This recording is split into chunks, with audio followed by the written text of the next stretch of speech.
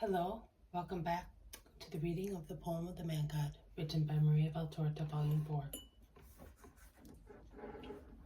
Chapter 465, Part 1. Parable on the Distribution of Waters.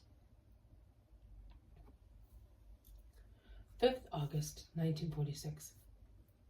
The news that the Master is there and that he is going to speak before evening has certainly spread, and the surroundings of the house are crowded with people speaking in low voices, because they are aware that the Master is resting and they do not want to wake him. They are waiting patiently under the trees, which protect them from the sun, but not from the heat, which is still strong.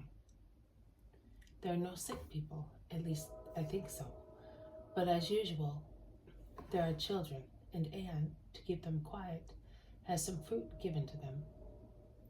But Jesus does not sleep for long, and the sun is still high when he appears, pushing aside the curtain and smiling at the crowds.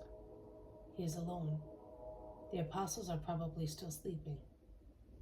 Jesus goes towards the people and stops near the lower edge of a well, which is certainly used to water the trees of the orchard, because little irrigation canals depart radially from the well, spreading out among the trees. He sits on the lower edge and begins to speak at once. Listen to this parable. A wealthy man had many subordinates in numerous places of his estate, but not every place was rich in water and fertile soil. Several places suffered from lack of water, and people suffered even more, because if the ground was cultivated with trees which could withstand the drought, people suffered very much from the shortage of water. The rich owner instead had, close to the house in which he lived, a lake rich in water, which gushed from underground springs. One day, he decided to make a tour of his estate, and he saw that some places, those closest to the lake, were rich in water, whereas others, which were remote, had none, except the small quantity which God sent as rain. And he also noticed that those who had plenty water were not kind to their brothers who were deprived of it, and grudged them even a pail of water with the excuse that they were afraid of being left without.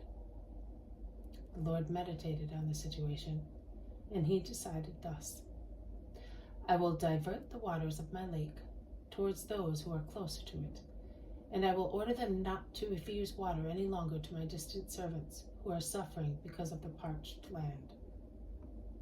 And he undertook the work at once, and had canals dug to take the good water of the lake to the nearest parts of his property, where he dug large cisterns so that abundant water should gather there, increasing the supplies already existing.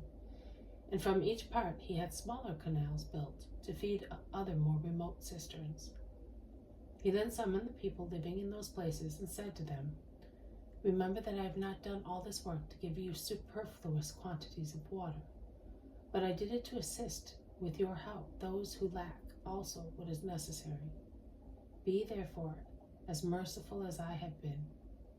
And he dismissed them. Some time passed, and the rich owner wished to visit all his possessions once again.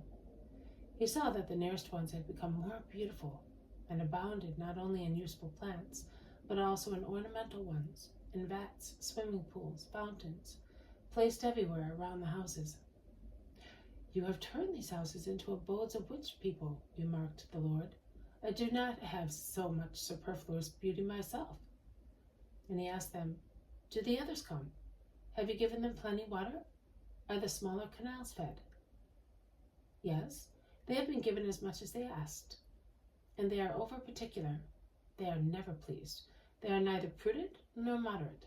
They come and ask at any time, as if we were their servants, and we have to defend ourselves to protect what belongs to us. They were no longer satisfied with the small canals and cisterns. They come as far as the large ones. Is that why you have enclosed these places and placed these wild dogs in each of them? Yes, that is the reason, sir. They used to come in without any consideration, and pretended to take everything away, and they spoiled. But have you really given water to them? Do you realize that I did all this for them?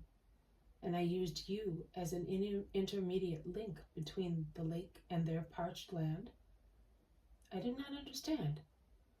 I had as much water diverted from the lake as to satisfy everybody, without any waste.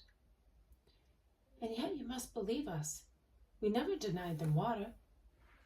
The Lord set out towards his remote possessions. The tall trees fit for arid ground were green and leafy. They have spoken the truth, said the Lord, seeing them rustling in the distance.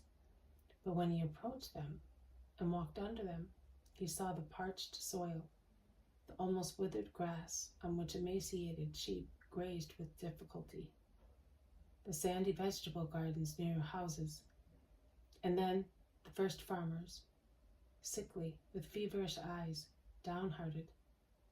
They looked at him and lowered their heads, withdrawing as if they were frightened. He was surprised at their behavior, and he called to them. They approached him, trembling. What are you afraid of? Am I no longer your good master, who has taken care of you, and with provident work has relieved you of the shortage of water? Why are your faces so sickly looking? Why is this land so arid, and the sheep so lean? And why do you seem to be so frightened of me? Speak without fear. Tell your master what is afflicting you.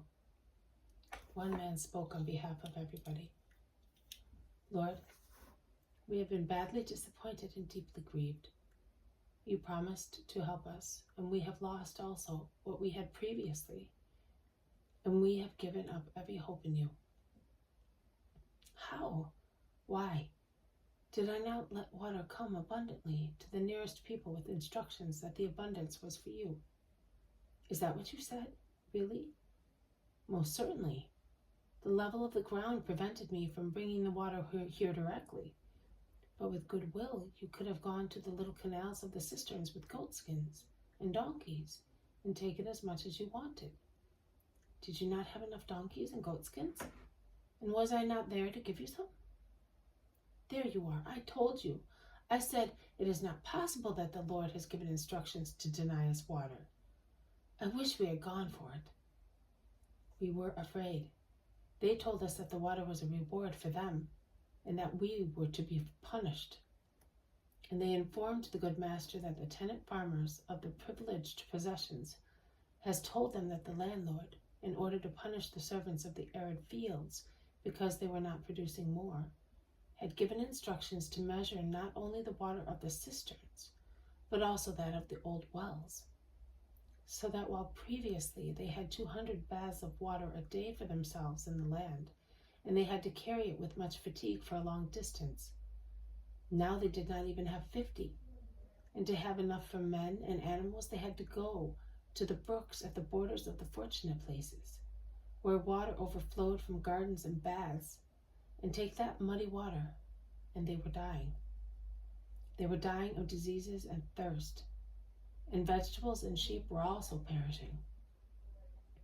Oh, that is too much, and I must stop it. Take your goods and chattels and your animals and follow me. You will fatigue a little, worn out as you are, but then you will have peace.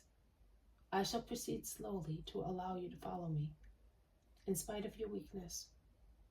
I am a good master, a good father to you, and I see to my children. And he sets out slowly, followed by the sad crowd of servants and animals, who, however, were already rejoicing in the solace of their good master's love.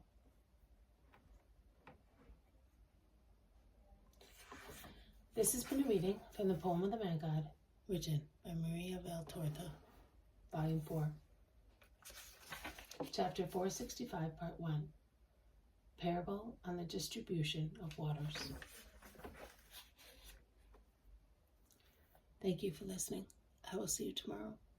May God bless you, and may peace be with you.